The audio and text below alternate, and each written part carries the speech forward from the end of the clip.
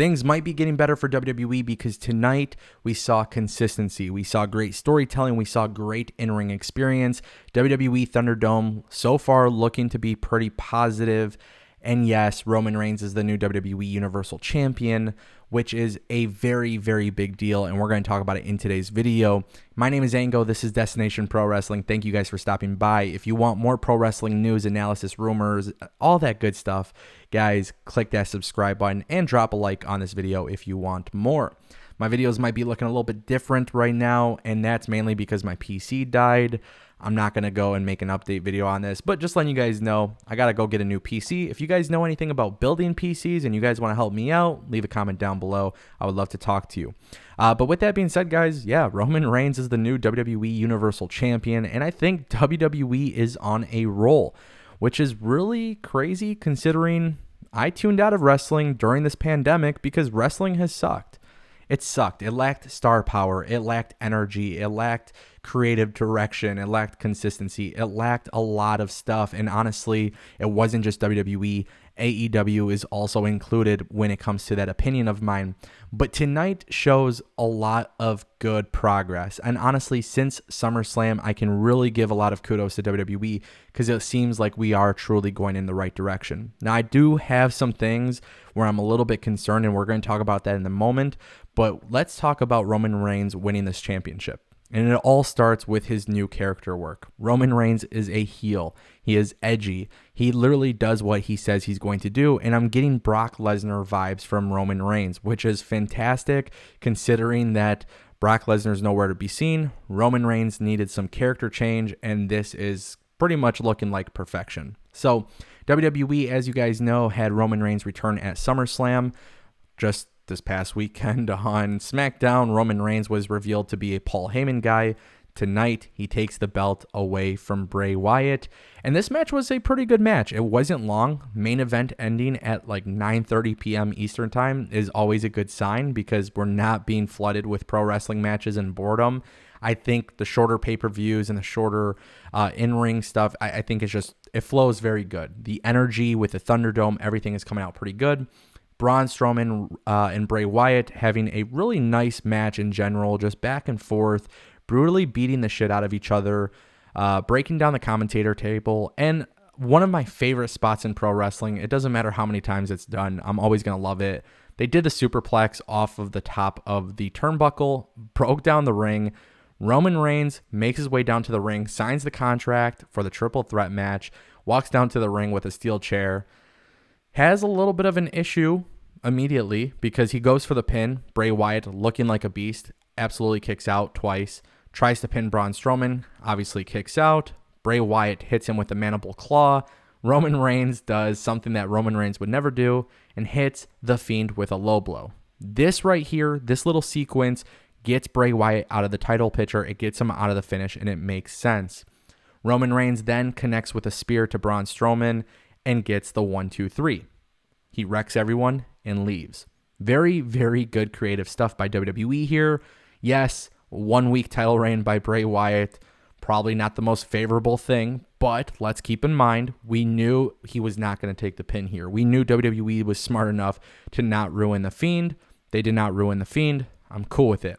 Now, with that being said, I do have some things where I'm a little concerned, but I think WWE right now is doing some good with storytelling and creative. We're seeing it a lot with the Shayna Baszler, Nia Jax, Bayley, Sasha Banks storyline. We're seeing it really good with Keith Lee. We're seeing it really, really good with Drew McIntyre and Randy Orton. And we're also seeing it very significantly with Dominic Mysterio, Rey Mysterio, Seth Rollins, and Buddy Murphy. Those 4 storylines are very consistent. They're creative. WWE right now has a little bit of momentum.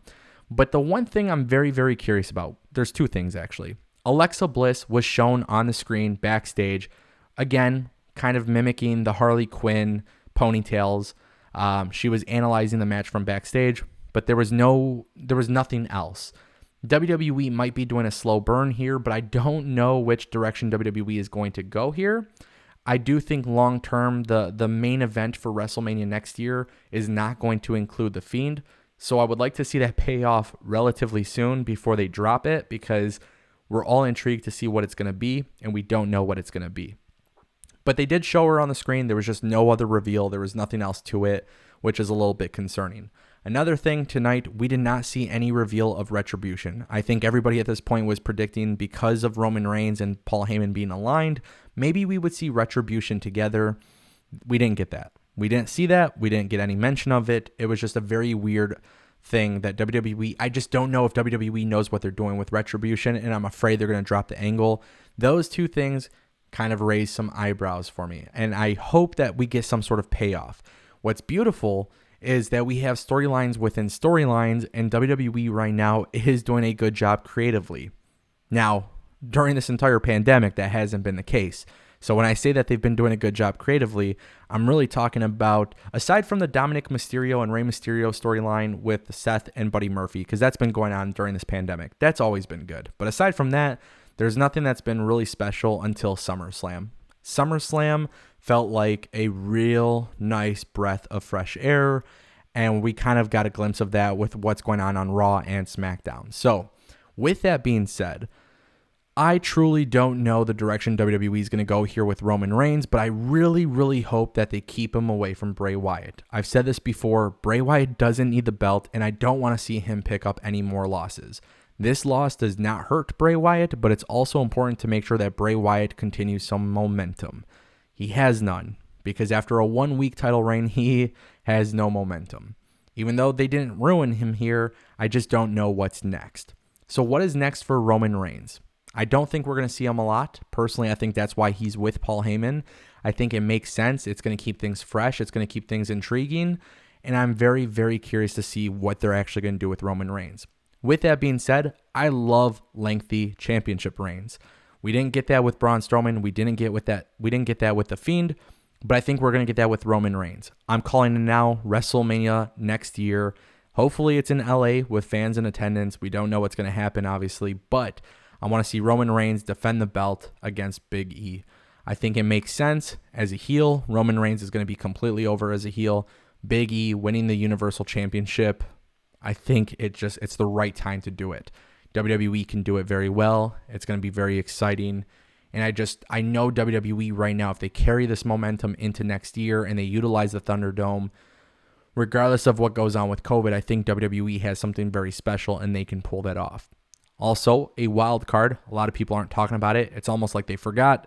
Otis is still Money in the Bank briefcase holder. I don't know what's going to happen. I would love to see where he just gives his briefcase up to Mandy and let her go for the women's championship. Something. I don't know.